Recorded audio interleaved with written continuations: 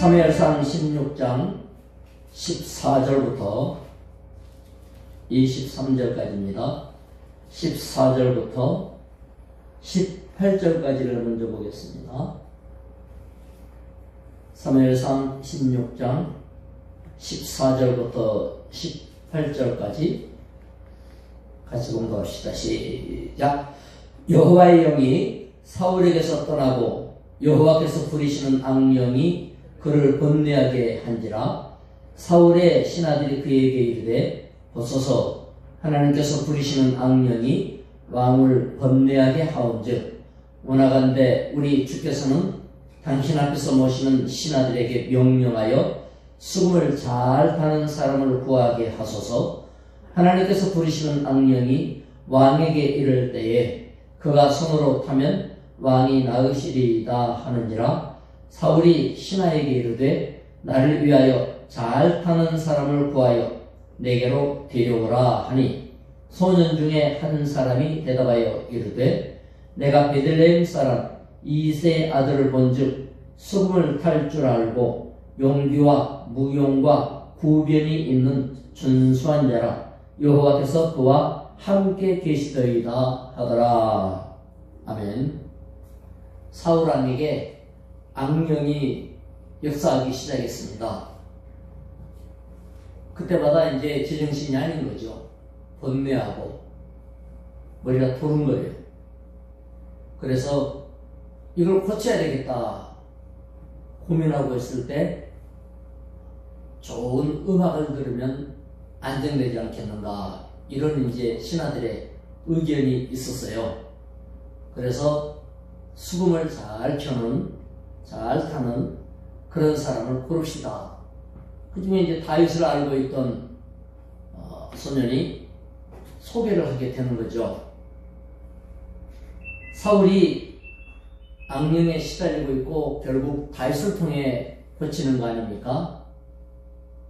악한 영을 물리치는 성령의 사람을 보여주려고 하시는 거예요. 성령의 사람이 있으면 악한 영은 힘을 쓰지 못하죠. 지금 여기에 두 사람이 대조가 돼요. 하나님의 성령에 충만한 다윗하고 악령에 붙들려서 헷갈리고 있는 사울이 이제 대조가 되는 거예요. 하나님은 만물의 주권자시고 주인이시기 때문에 악령도 하나님의 주권에 속해 있어요. 악령이 하나님을 대적한다고 해서 하나님하고 맞선 자리에 딱 버티고 있는 게 아니고, 하나님이 악한 영도 하나님의 계획을 위해서 부리시고 쓰시는 거예요. 그 역할이 악한 역할일 뿐이죠. 하나님이 누군가를 심판할 때를 보면 악한 영을 보내서 재앙을 일으키기도 하고 분란도 일으키기도 하고 그렇게 해서 악령도 부리는 겁니다. 그렇기 때문에 하나님이 부리는 악령이 사울에게 역사한 거예요. 이 말은 사울로부터서는 성령이 떠나갔다 그 말이에요. 어떤 인간이든 사울만이 아니에요. 모든 사람은 성령이 함께하지 않으면 악한 영이 접근하게 돼 있어요. 불신자는 악한 영 가운데 빠져 있어요. 에베소 2장에 보면 불신자 상태로 있을 때를 설명하면서 너희가 그 가운데 있을 때에 그야말로 세상의 신, 악한 영 이런 것들이 너희 가운데 있었다 그랬어요. 그렇기 때문에 이 악한 영이 사울에게 역사할 때에 이거는 결국 사울이 하나님의 심판 가운데 빠졌다 이렇게 보면 돼요. 악령으로 인해서 발작하고 괴로워하는 모습에 이제 우리가 사울을 볼 때 처음하고 대조해 보세요. 처음에 사울이 겸손하고 수줍음 많은 총각이 사람들 앞에 소개받을 때 부끄러워서 나서지도 못했습니다. 보따리 밑에 숨었어요. 그리고 성령이 충만했을 때 얼마나 용기 백배했습니까? 나중에는. 그런데 지금 악령의 발작으로 괴로워하는 모습은 하나님의 영에 사로잡혀가지고 사울도 선지자다 이럴 정도로 예언하지 않았습니까? 그때하고 비교해보면 얼마나 영권이 형편없이 차이가 나는지 몰라요. 은혜 충만할 때하고 사단 역사할 때하고 확실하게 구분되지 않습니까? 신하들이 다윗을 소개할 때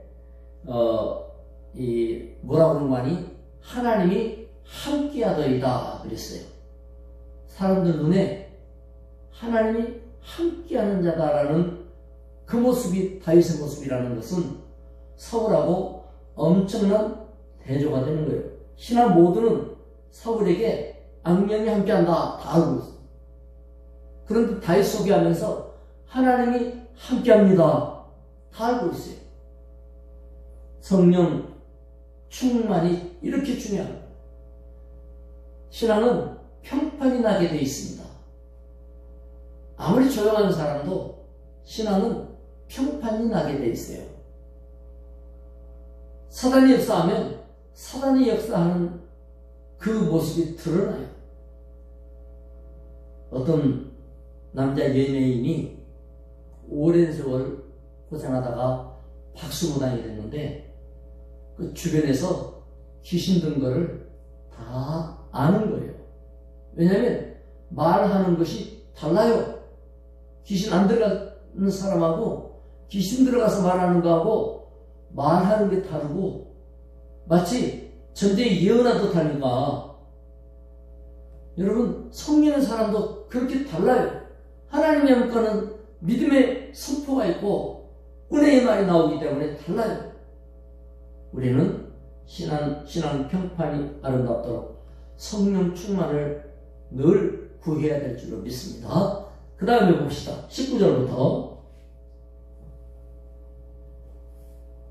자 23절까지입니다. 시작. 사울이 이에 전령들을 이새에게 보내어 이르되 양치는 내 아들 다윗을 내게로 보내라 하매 이새가 떡과 한 가죽 부대에 포도주와 염소 새끼를 나귀에 실리고 그의 아들 다윗을 시켜 사울에게 보내니 다윗이 사울에게 이르러 그 앞에 모셨음에 사울이 그를 크게 사랑하여 자기의 무기를 드는 자로 삼고 또 사울이 이새에게 사람을 보내어 이르되 원하건대 다윗을 내 앞에 모셔 서게 하라. 그가 내게 은총을 얻었느니라 하니라. 하나님께서 부리시는 악령이 사울에게 이를 때에 다윗이 수금을 들고 와서 그의 손으로 탄즉 사울이 상쾌하여 낫고 악령이 그에게서 떠나니라. 아멘. 이제 다윗이 사울을 섬기는데 예전에 골리앗 죽인 다음에 사울을 섬길 때는 사울이 생각날 때 한 번씩 부른 거죠. 그렇지만 다윗에 대해서 뭐 대단한 관심이 없기 때문에 가까이 갈 신하도 아니고 멀찌감치서 뭐 보는 거니까 그 다윗인 줄 모르는 거예요. 다윗이라는 이름이 뭐 한둘이 있는 것도 아니고 이 양을 치던 다윗이 부름받았어요. 사울은 자기가 부른 다윗이 사무엘에 의해서 기름받은 줄 몰라요.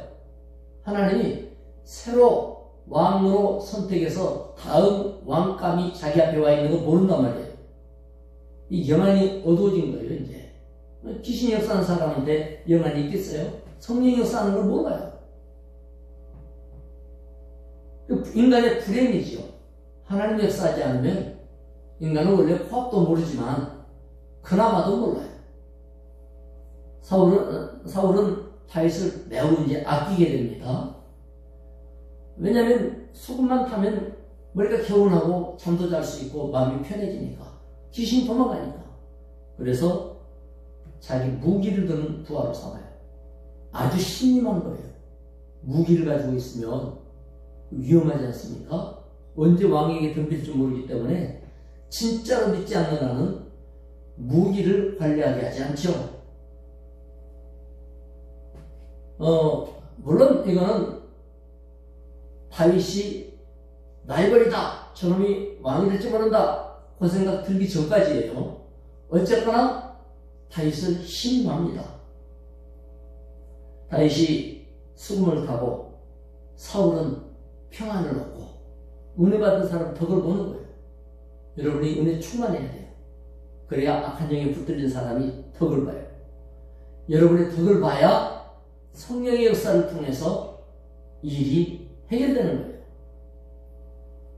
이제 음악 소리 자체의 능력이 있어서 그런 게 아니죠. 워낙 수금을 잘 타서 뭐 그런 게 아니에요. 연주 실력이 좋아서 그런 게 아니고 그 안에 성령의 역사이기 때문에 그래요. 하나님의 영은 다윗과 함께하고 계시고 이제 기름 부음 받을 때 성령은 다윗에게 임하였잖아요. 그 성령께서 찬양할 때 드러나는 거예요. 그렇기 때문에 악령을 내쫓은 겁니다. 그것도 모르고 사울은 다윗이 옆에 있으니까 편안해지고 그야말로 다윗 덕을 보는 왕을 볼 때 우리는 하나님이 떠나버린 불행한 사람의 모습을 보는 거예요. 하나님께 버림받은 비참한 사람, 성령의 사람이 아니면 편안하지도 못하고 잠도 못 자는 사람, 또 자기가 도와야 할 어린아이의 도움으로 그야말로 자기 마음을 추스려야 되는 이런 존재로 떨어졌는데 그거 모르고 있는 거예요. 그냥 그러나 보다 이러는 거지. 다윗은요 왕궁에 대한 실습생으로 들어간 거예요. 아무것도 모르고 바로 왕 되는 거 하고요. 왕이 하는 것, 부하들한테 하는 것 이거 보고 궁전도 보고 경험이 있은 다음에 왕 되는 거하고는 많이 다릅니다. 아니 짜장면 한 번도 안 만들어보고 주방장 만들어줘가지고 짜장면을 만들자 이 사람하고 하다못해 만들어보지는 않아도 주방장 밑에서 짜장면 만드는 걸 계속 봤던 사람이 만드는 거하고는 달렸어요. 똑같겠어요. 그게 똑같지가 않죠. 그래서 목회도요. 목사님 가까이에서 목사님이 집사님들을 어떻게 대하고 부교육자들을 어떻게 대하고 이거를 보고 와서 목회한 사람하고 그냥 은혜 받아가지고 바로 신학교 가서 바로 목사님 돼가지고 하는 분하고는 목회가 달라요. 그 능수능란함이 다르고 여유로움이 다르고 깊이가 달라지게 돼 있어요. 하나님이 왕궁 안에서 다윗을 머무르게 함으로 신하들의 그 움직임과 다 봤을 거 아니에요. 아, 왕이 신하들 저렇게 하는구나. 아무리 왕은 아니지만 저건 아닌 것 같은데 이렇게 하면 더 좋을 것 같은데 성령이 충만하니 얼마나 지혜롭게 그거를 다 보겠어요. 그래서 심부름하고 무기 들고 시키대로 하는 그런 입장이지만 알고 보면 왕 실습생이에요. 이게 하나님의 은혜입니다. 우리가 뭔가를 안 맞고 뭐가 되지 않았다고 해서 그거 불평할 필요가 없어요. 성령 충만한 다윗은 자기를 드러내지 않아요. 왜 그렇습니까? 원래 거목이 되려면 뿌리가 커야 거목이지 키가 크다고 거목이 아니에요. 바람 불면 뿌리 없으면 아무리 큰 거목일수록 바람 불면 넘어가기가 더 쉬워져요. 거목은 뿌리를 드러내는 그런 엉뚱한 허영심 같은 거 그거 드러내지 않습니다. 보이지 않는 뿌리가 더 깊고 더 멀리 뻗어 있어야 거목이 되는 거예요. 다윗은 이 겸손을 통해서 계속 거목으로 지금 성장해가는 과정입니다. 성령님께서는 우리가 성령을 보여주는 게 아니에요. 성령을 보여주는 게 아니라 성령이 스스로를 그 사람 통해 드러나는 거예요. 다윗이 찬양할 때 성령을 보여주는 게 아니에요. 다윗을 통해 성령이 드러나 주신 거예요. 그렇기 때문에 우리는 성령의 충만함으로 성령이 붙들어 주시도록 늘 간구하고 의지해야 됩니다. 우리는 오늘 성령의 사람이 악령을 다스리는 모습을 보면서 마귀야 물러가라 큰 소리 안 해도 그냥 살아가지 마, 그냥 조용하지 마, 사단이 그 곁에 머물지 못하는 걸 보았어요. 하나님이 우리 주변에서 모든 흑암을 물리치시기를 축원합니다. 성령이 우리에게 계심으로 우리 안에 계신 성령이 의지할 때마다 지혜 명철 주시고 승리해 나가는, 하나님이 세워나가는 축복된 여러분과 주변이 되시기를 주의 이름으로 축원합니다. 기도합시다. 하나님 아버지 감사합니다.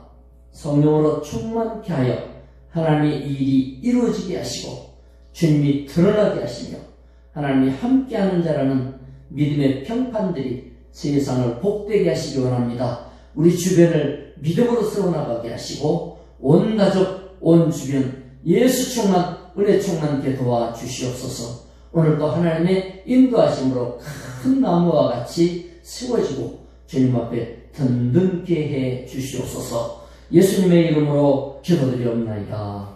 아멘. 각자 기도하시기 바랍니다.